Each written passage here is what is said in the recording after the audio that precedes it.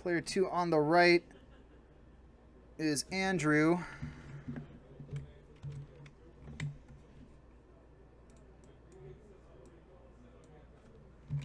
Hollow Madness.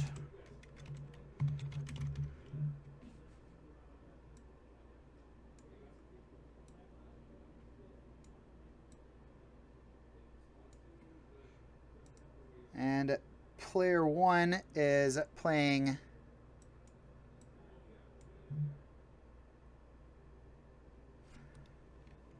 Dane Mill. I'm not sure.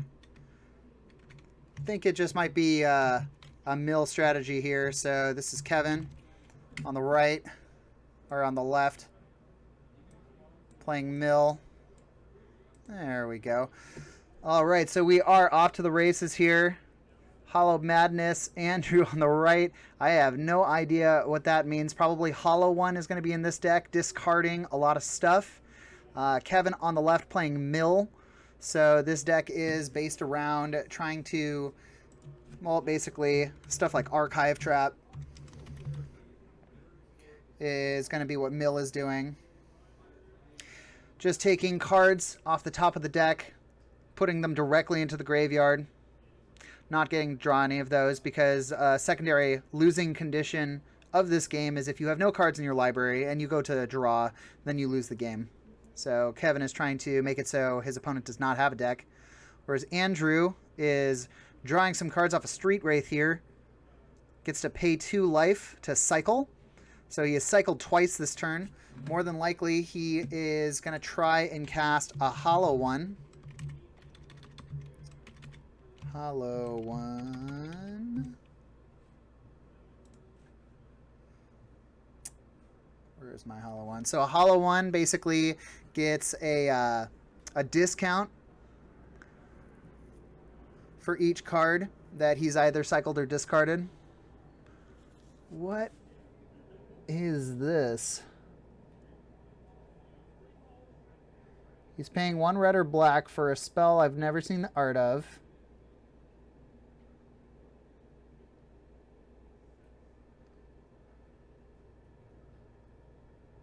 Shuffling up the hand. This might be Goblin Lore. Oh no, this is Gamble. So Gamble, he was able to go and find any card from his deck, but then he had to randomly discard a card. Lion's Eye Diamond is going to get him 3 mana if he discards his hand. So there's the Hollow One. He's got at least 1 in hand. He's discarded a card, so I believe this is free now. Yeah, just get to slap that down.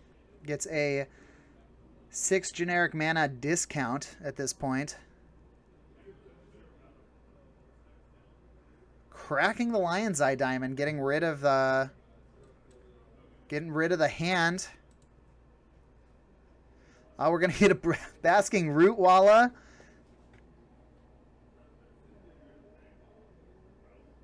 And what is that spell?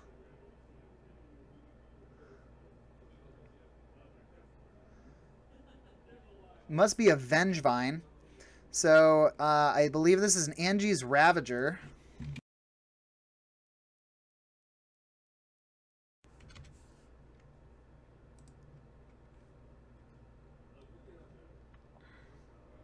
Looks like that to be the case. Anje's Ravager, and then the Vengevine is coming in as a 4/3. So Andrew presenting a lot of damage here. So 4 next turn. The Anje's Ravager is a 3/3, so that's 7 plus the Basking Rootwalla is 8 plus the Vengevine is 12.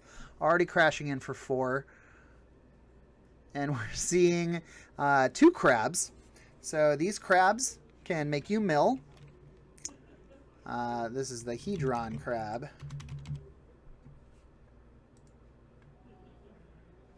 We're going to change this layout just a second.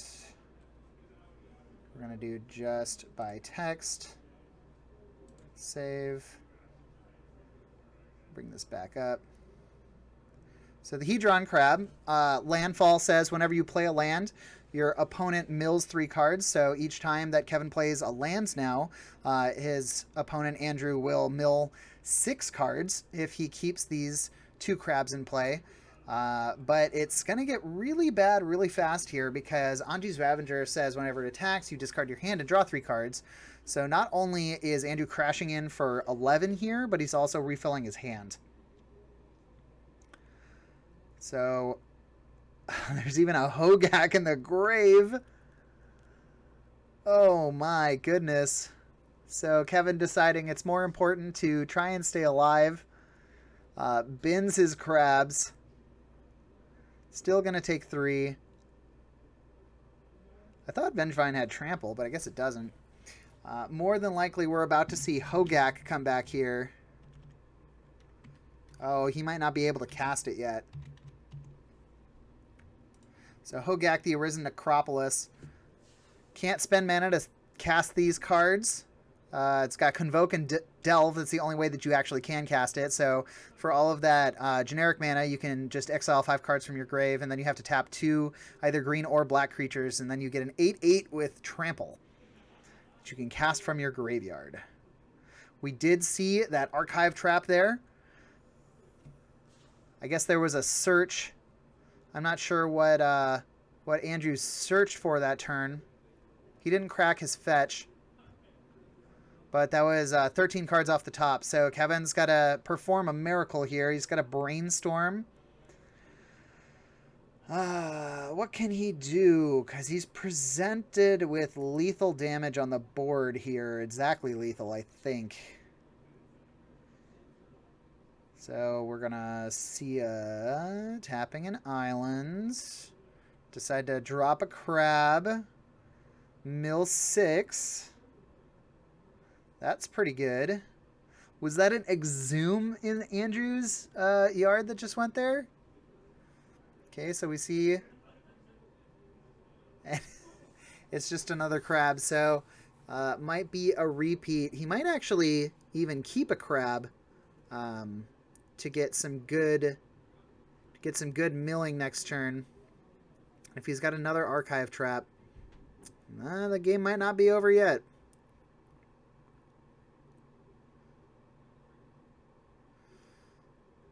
So this Hollow Madness deck that Andrew's playing, this is a...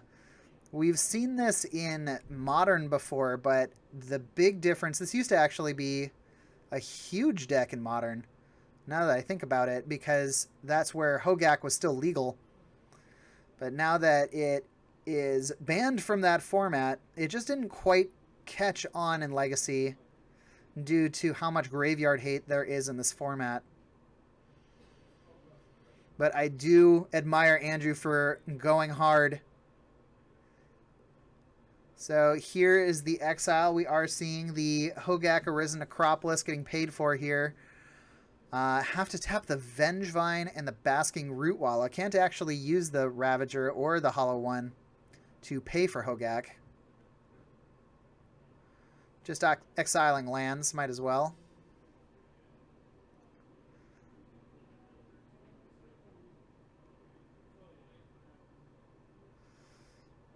All right. Exiled here. Get that 8/8, paying 3 mana. Probably has that cow in the grave, if I had to guess. Oh no, we're just going to see a Faithless Looting. It's going to get to draw 2 cards and discard 2 cards here with the flashback cost of 3. Kind of getting to see a little bit deeper in the deck.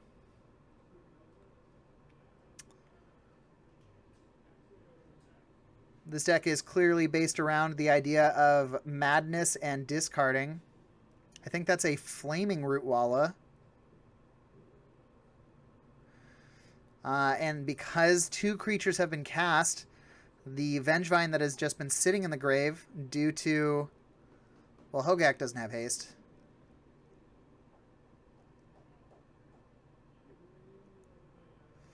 We'll see if the players catch this, but this might actually be enough lethal unless Blazing Rootwalla... Is Blazing Rootwalla...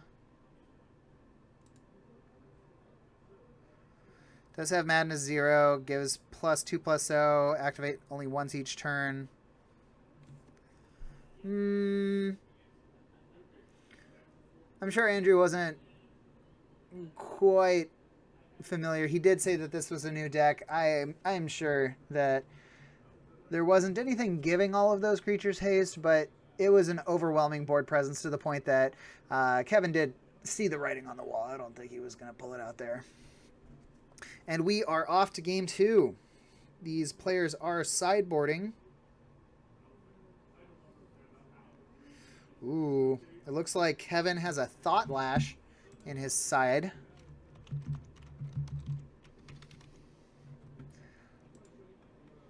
Now, Thought Lash is actually a... this is an enchantment that can pair with... Well, you cast this card specifically, and it's a win condition with the Thassa's Oracle. So you cast Thassa's Oracle. You cast Thought Lash, you activate this ability, so the ability costs 0. You remove the top card of your library from the game, prevent 1 damage to yourself. It doesn't say that you can't do this only 1 time each turn, so you just go through your entire deck, you mill everything out of the game, and then with 2 extra mana, hopefully off of a Cavern of Souls, you cast Thassa's Oracle. And Thassa's Oracle basically says if you have no cards in your deck, you win. It's just plain text, you win the game. All done. Thinking about if Basking Root Wall is good enough. Never quite sure. Yeah, I really like Andrew's deck. It's really fun. I personally am a red player and love to just throw down all of these creatures, turn things sideways, especially if it's like on turn 1. You just get to dump your whole hand. It's a really cool concept. There's the sideboard. So a couple Pithing Needles. Ooh, those 3 are coming in. I don't know what those are. It's decided. Well, I don't know. Always takes a little while to get everything in order.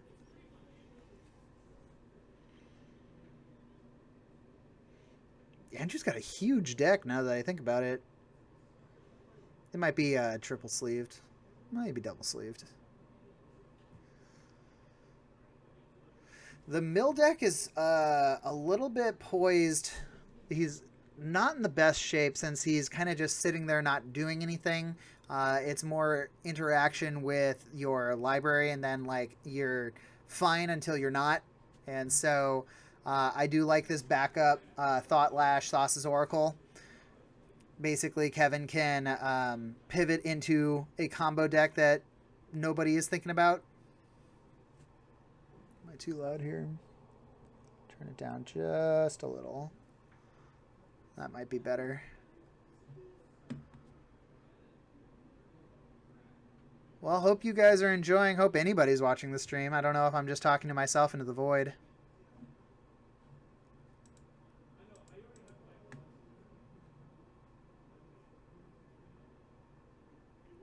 Ah, that probably helps. I didn't realize I had shield mode on.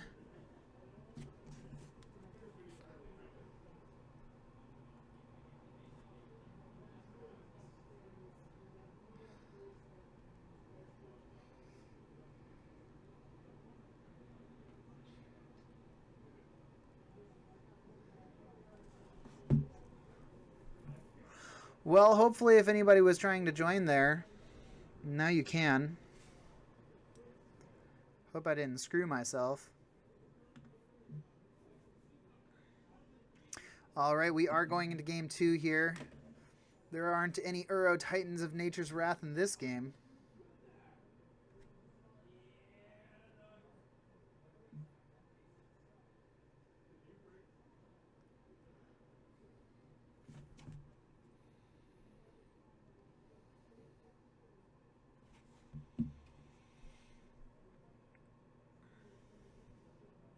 Always takes a while to get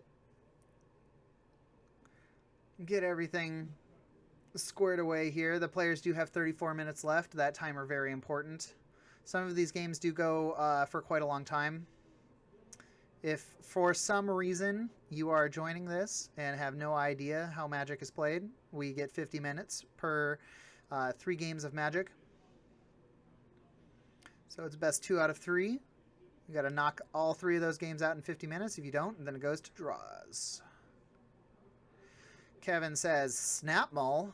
Kevin is the starting player here. He's going to play on turn 1, so he gets to decide if he wants to keep his hand first. Then it goes to Andrew. Looks like Andrew's keeping here. Can't quite see what he's got. Kevin ready to present. Going again. Get to look at 7. Only keep 6. Oh, Monastery Mentor's not in this either. There we go. Another fun mill card is Tasha's Hideous Laughter. Where are my sorceries?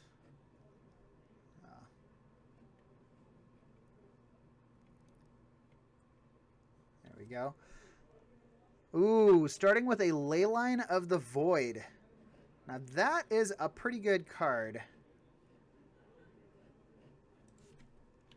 Leyline of the Void. Basically, this says that Andrew no longer has a graveyard. If a card would be put into the graveyard, it's not. It's exiled instead. A lot of Legacy players and even modern players use this. Probably even Pioneer players, since it's M20. But you don't even have to cast it. If you have it in your opening hand, you just get to put it into play. So more than likely, Andrew has some sort of enchantment removal. When you are a deck that deals with the graveyard specifically, you need to make sure that you kind of account for a lot of the more hard removal for your graveyard. So Leyline of the Void is definitely one of them. The Relic of Progenitus would be another one. And so more than likely, Andrew has Force of Vigor in his side. So Force of Vigor basically says you can pitch a green card and destroy enchantments. You get to destroy up to 2 artifacts or enchantments, so it's very much a catch-all. That's why it's been soaring up in price. Up, up, up, up, up. $35 now. Remember when the set first released, everybody was freaking out about the blue one. Nobody bought into the green one. They were only like $5 for a while. Kevin basically setting up his hand here. We see a Ponder. Didn't like the hand, so he went and shuffled up his deck. Into a Brainstorm, looking at the top 3. Well, drawing 3 cards. Now he gets to put 3 back. Like, I'm leaning into the video. What's he got in there?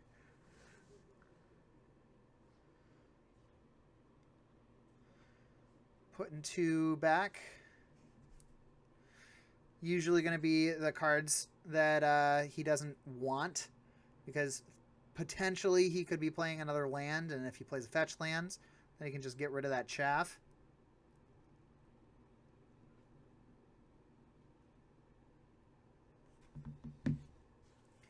So we're back to Andrew here. He's probably like, whoa, can't really do a whole lot. Okay, so this is a Goblin Lore. It's a Burning Inquiry, excuse me.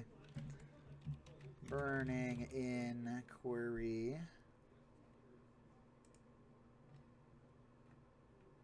I have to get a different... So Burning Inquiry, basically, you discard... Each player discards 3 cards at random. Draws and discards. And it looks like Kevin said, I do not need that kind of randomness in my life. So he Force of Willed, countering that spell, pitching Force of Negation.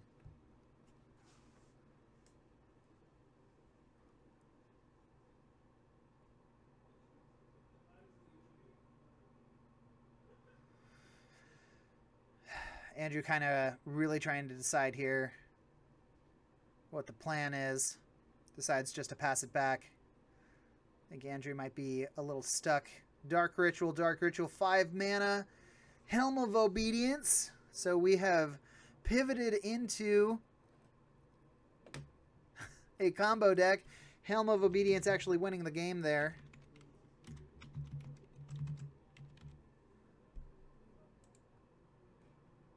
So when the Helm comes into play, basically you tap it, and it says put the top card, or yeah, put the top card of an opponent's library into their graveyard, so mill their deck. Continue doing this until you've put X cards or a creature card into that graveyard. So you have to pay 1 into it, but because of the replacement effect of Leyline of the Void, you're never putting cards into the graveyard. So it continues to try and check for a card going into the graveyard, but all of those cards are getting exiled, so it just exiles the entire deck, and that's the end of the game. You pass it back to Andrew, and he goes to draw, and he loses. So Kevin takes the win on game 2. I like where you're going, Kevin. Here, we're gonna change things up just a little bit here. I'm gonna open a new deck. I'm gonna call it Tuesday Night Legacy. We have no cards in here. We'll bring back Helm. Helm of Obedience. There we go. Oop. There we go. All right. So as you can see, these games can go super fast sometimes, especially if like the right hate is used and the players don't have something to counter that. Then these combo decks can just go off really fast. Kevin sporting at least 2 combos with the Thoughtlash Thassa's Oracle that we have not seen yet, and the Helm of Obedience Leyline of the Void. Andrew playing the surprisingly fair game here, trying to win through damage, albeit trying to put all of his creatures into play like on turn 1 or 2.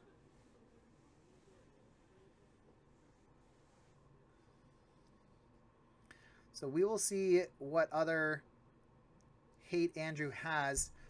He actually, I don't know if it's worth it, but we did see that he had those 2 Pithing Needles in his sideboard. So if he played Pithing Needle, you enter the battlefield, choose card name. He could have chosen Helm of Obedience, and then the Helm couldn't be activated. So even though it was on the battlefield, can't activate it, can't make that effect happen.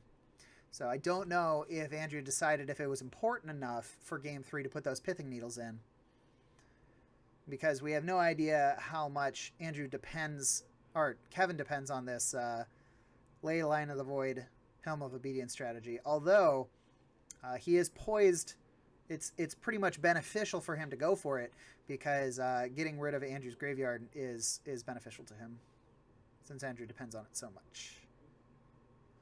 Andrew gets to play first here. Still got 25 minutes, all kinds of time. Decides not good enough. Toss it back.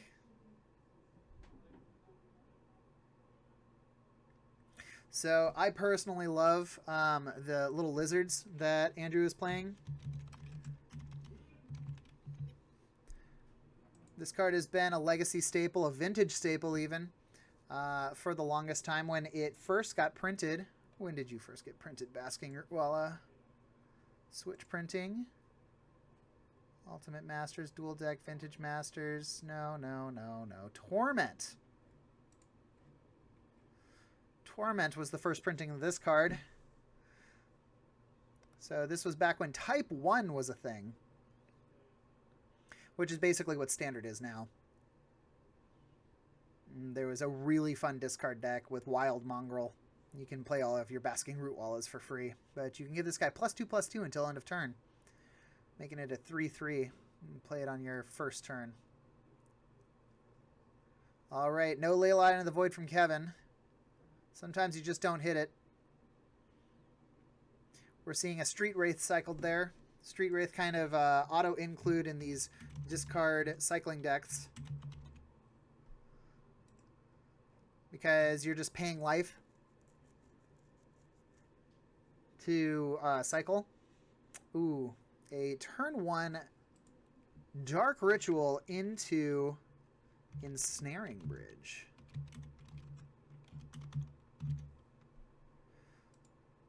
You know, Kevin might be a Karn deck, too, now that I think about it.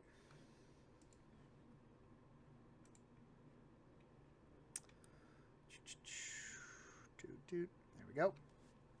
Have to shift that over, too. So Ensnaring Bridge basically says, you can't attack me if I don't have a hand. All these little guys are probably going to continue to get in. But, like, Hogaak is just straight out not going to get in anymore. I think Kevin has 4 cards in hand.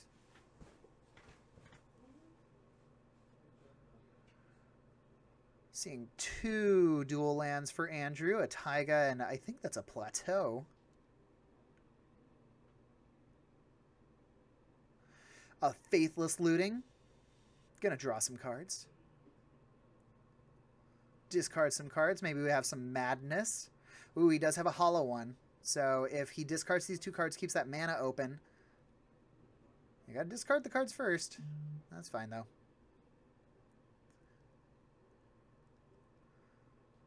Definitely deciding on discarding lands.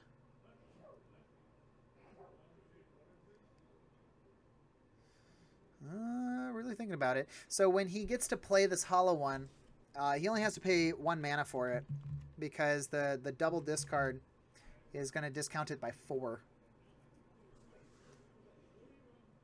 So at least he'll have a 4/4 in play. But I don't know if that's great. Kevin currently has 4 cards in hand, but I doubt that he'll have 4 cards in hand to continue. Ooh, but I guess it's not going to matter because that is an Ancient Grudge. Ancient Grudge. Ancient Grudge basically says out of the side. Or, yeah, it is out of the sideboard for sure. But 1 green, flashback, destroy target artifact. Oh, Burning Inquiry. So we are thinking about it because Kevin's got the Force of Will in his hand. He says, it's not worth it. Give me that random. So Andrew's really hoping here by creating a high card density. Maybe he's not going to hit his hollow one. Because you don't actually get to draw any cards with this. You're just having random card selection. 1, Helm. 2, Island. 3, Helm. Oh, double Helm! Well, to be fair, those were just kind of clunky in Kevin's hand. An Anje's Ravager. Oh, he didn't hit the hollow one.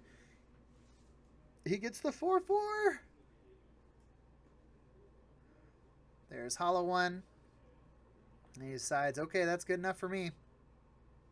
He did lose his second Burning Inquiry, though, and the Anje's Ravager is very useful, but... Oh, we're going to counter. Force of Will for the hollow one. Pitching the other Mill Crab. I don't know what it is, or what it does. Nah, I know what it is. I just don't know its name. I wonder if we just look up crab. I bet we can find it. I bet there's not too many crabs. There are a lot of crabs. Way more crabs than I thought. Seeing a Brainstorm for Kevin. Horseshoe Crab, Hedron Scrabbler. Doubt it's Hedron Scrabbler. It clearly says crab there.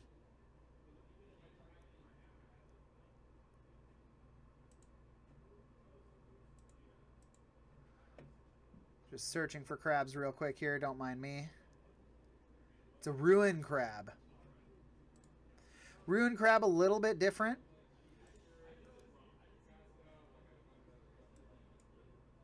So hard to keep this on the card itself. Apologize for that.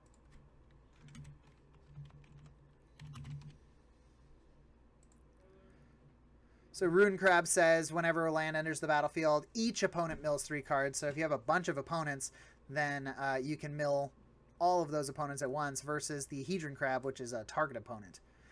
Ruin Crab arguably better because hexproof effects can not affect this crab. So we're just seeing a Ponder. So Brainstorm resolved. Now a Ponder for Kevin. It kind of seemed like he just had a hand of a few lands and card selection. Looks like another Helm of Obedience. So Kevin's probably running the full 4 playset. All right, Andrew does have this Lion's Eye Diamond in play, which is a super fun interaction. That the Lion's Eye Diamond, you sacrifice it, Lion's Eye.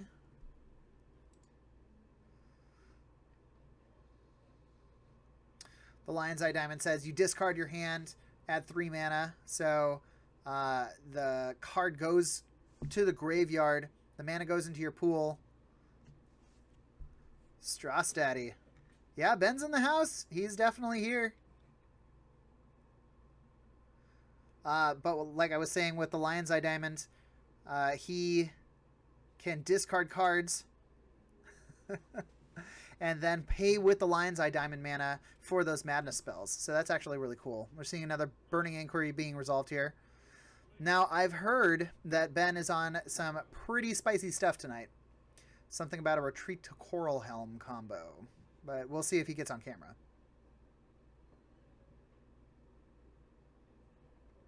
Another Burning Inquiry.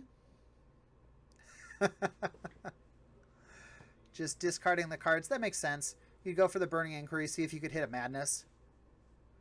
And just mess with Kevin as much as you possibly can.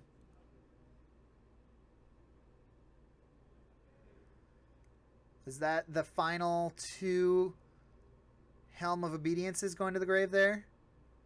I think all 4 Helms are in the grave now. I like that just no damage has been dealt this game. Almost at all. I think all of the damage has been from fetch lands. We finally see that one of the first creatures hitting the battlefield in Baleful Strix. Just a 1/1 Death Touch creature. Getting to draw a card when it enters the battlefield.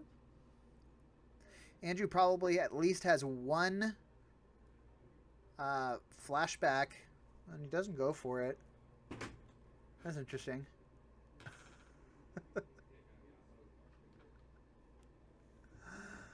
Yeah, we have at least 1 Faithful Saluting in the graveyard. Oh, we see a Rune Crab finally make its appearance. Jack wanted to come back here. I told him not to. Oh. Jack wanted to come back. I told him not to. Did you want him to? He can come by. Okay. Sounds like we're going to get a visitor here. One of the other players of the store. Another Ponder for Kevin.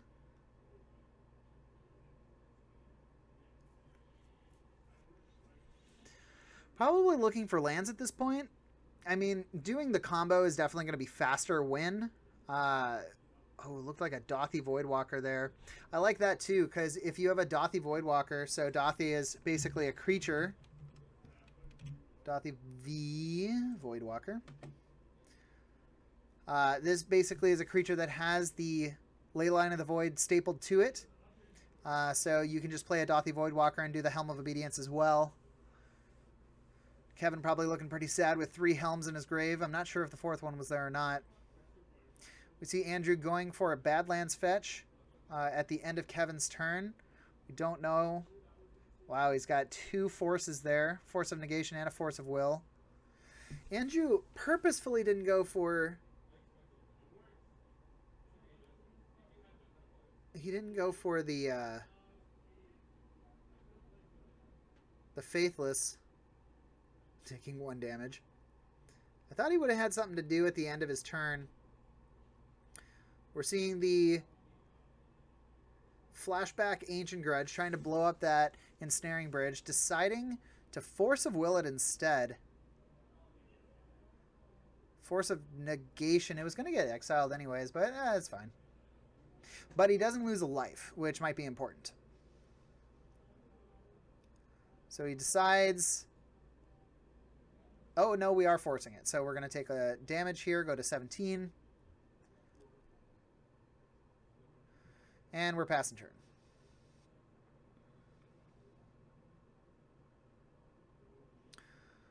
What do you have? Oh, you got the Ox. It's the Ox of something.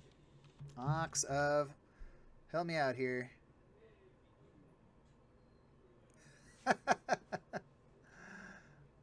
Ox of Agonas. Agonis. Ox of Agonis.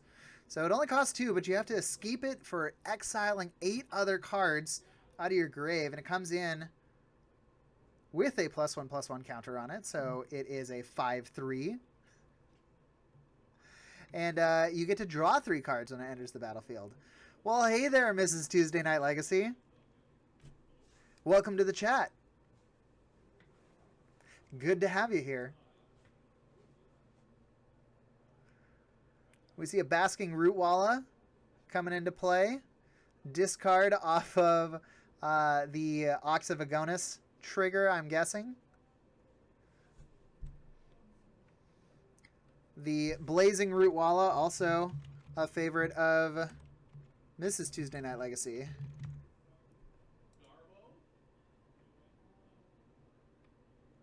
So this one, you only have to pay 1 to give it +2/+0, but it doesn't get +2/+2.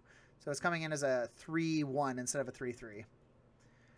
Looks like Andrew did find that second Ancient Grudge. Getting to blow up that Ensnaring Bridge, basically Kevin's shield. Oh, well, you know, when you got a second one, probably not too worried about the first one going away. Now, Ensnaring Bridge does go both ways. So it basically just, it has a blanket effect that says creatures can't attack. So Kevin can't attack either. If he has 0 cards in hand, he can't attack with the Baleful Strix. But he decided to hold it back because Blazing Rootwalla can attack as a 1/1 and then get pumped. Oh, is it only sorcery speed? No, just activate only once each turn. Yeah, so you can activate it once attacks are declared. I think that's a Putrid Imp.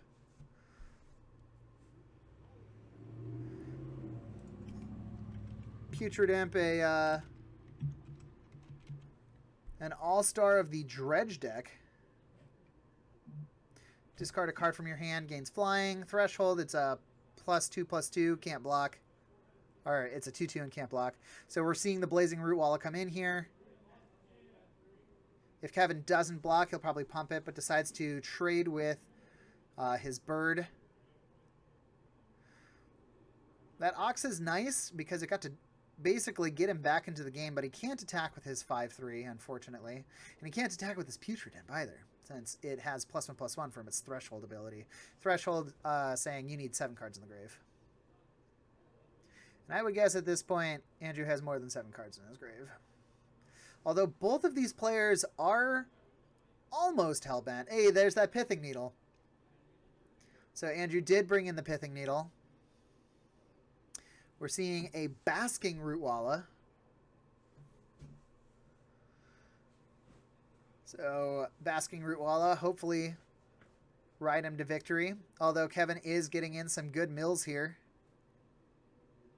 There's that Dothy Voidwalker.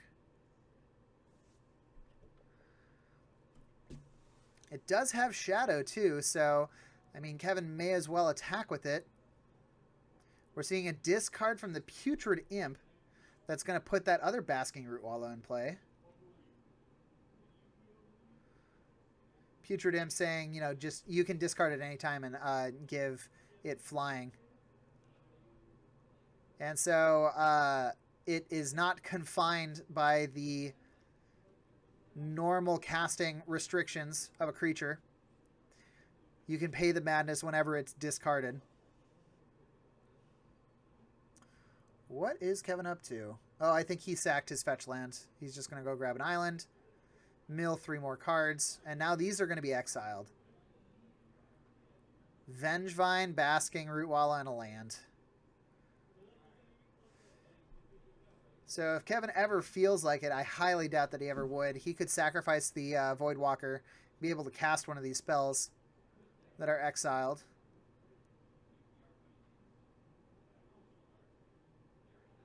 Seeing the Pithing Needle.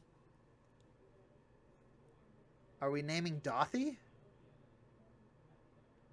He pointed at the Dothy Voidwalker, but he's probably naming Helm of Obedience, if I had to guess.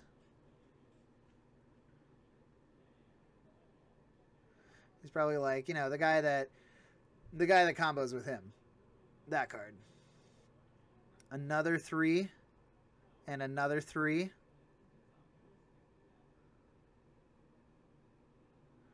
Ooh, all of these spicy flashback cards. So Kevin probably hoping to ride this setup he's created here to victory. Can't attack with these 1/1s because Kevin's got no cards in hand. Andrew may be hoping to find... Oh, there's the ley line. So redundancy at its finest. Kevin just wants to get cards out of his hand. He needs to stay at 0 or else he's going to start feeling all of these little creatures coming in, all these basking root wallas. Checking the grave again. He's probably got at least one Faithless Looting. I guess not, because I feel like he would have cast it already. I think he's even got a Faithless Looting in hand. Here's a Ponder from Kevin. Force of Will. Doesn't really care about that. There's a Brainstorm. Yeah, I would shuffle too. Andrew's deck just everywhere on the playmat here. I mean, he's got his normal exile pile. He's got his Dothy Voidwalker exile pile. He's got his graveyard, and then he's also got all the stuff that he has in play. So it's a pretty fun board we've got set up here.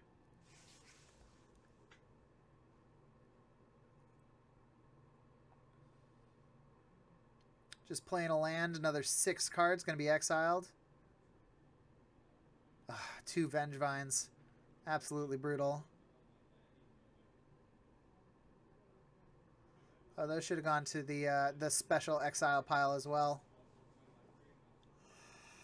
Well, that's okay. Kevin looking through his deck. Maybe just seeing what's left. Okay, so he does have a Helm left in his deck.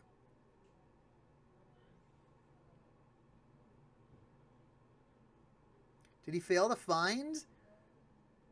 Oh, no. There's no lands left. Oh, boy. That may not be great for Kevin, as he's kind of seems like he's trying to win off of the mill strategy at this point. But I think he's got 5 lands in play, so an Archive Trap off the top here is probably going to net him the victory.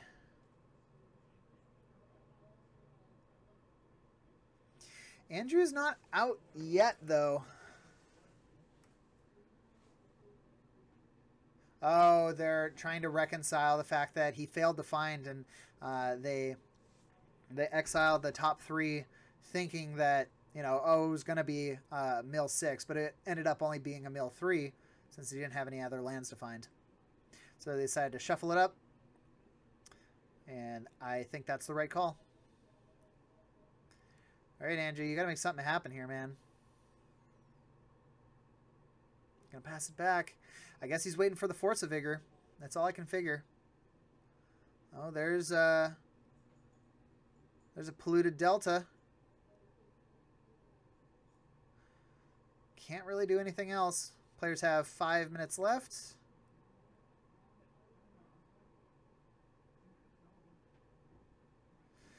Probably checking all his piles to see what's actually left in the deck at this point.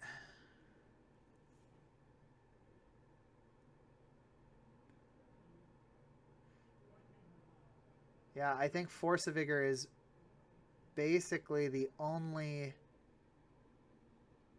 thing that's going to take him out of this. You blow up the Ensnaring Bridge and the Ley Line of the Void. Ooh! Oh, I don't think Putrid Imp can attack. Yep. So the 2 Basking Root Wallas coming into play are finally getting to attack since Kevin kept a card in his hand. He might have drawn like a counter spell. Not actually able to get rid of that card. So here at the end of all things, let's see if he decides he's going to take it. Then Andrew can pay all of his mana, crack for 6. Oh, decides to hold 2 back. Interesting.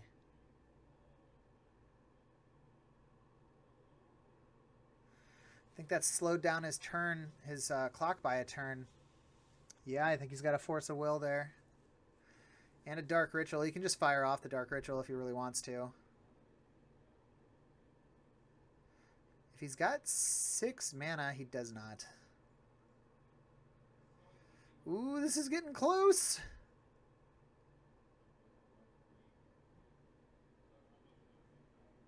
He's going to cast his Dark Ritual before going to combat to stop Putrid Imp from coming in. No blocks. Can't block with Dothy Voidwalker. You know, might have been able to kill with Dothy Voidwalker if he had been attacking this whole time. Brainstorm. Seeing another Brainstorm. I think he's going to be able to set himself up this time to make sure he can get rid of that Force of Will. I think that's another Dark Ritual, and I don't know what that land is.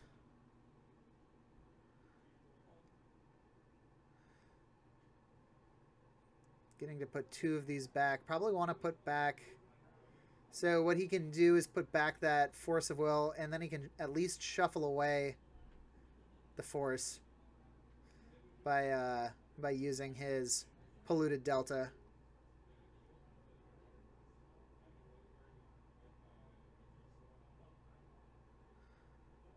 He's got another Brainstorm. Oh, it's an... yeah. I know this card. Oboro. So this is like the super backup win condition of the mill decks. Oboro, Palace in the Clouds. So you can play this land and you get to mill your opponent, then you can pay 1 to return it to your hand. So basically it ensures you have a land drop for the rest of the game. And when you're this deep into the game, that's pretty important since he's out of fetchable lands. It looks like Andrew's down to 2 cards left in Library. So with Kevin being hellbent, it's looking tough. I think maybe Andrew was holding back. Yeah, and that's going to be the game. He was probably holding back on those Faithless Lootings because he didn't want to speed up churning through the deck. But he wasn't quite able to get there, and Kevin takes this 2-1. Thanks for joining us for round 1. We will be back shortly with round 2.